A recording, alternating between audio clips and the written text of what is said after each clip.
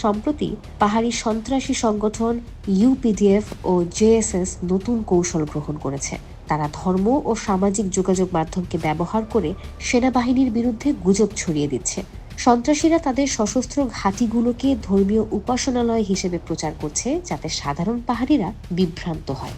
কিছু স্বার্থান্বেষী গোষ্ঠী সেনাবাহিনীর সন্ত্রাস বিরোধী অভিযানের সাফল্যকে মিথ্যা তথ্য দিয়ে কলঙ্কিত করার চেষ্টা করছে।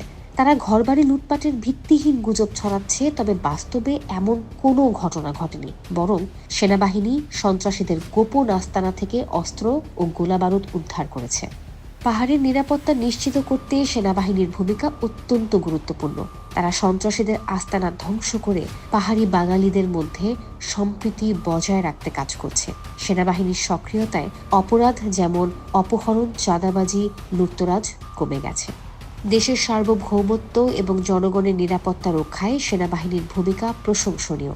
তাদের সাহসিকতা এবং আত্মত্যাগের কারণে পাহাড় এখন আগের তুলনায় অনেক বেশি নিরাপদ এবং উন্নয়নমুখী।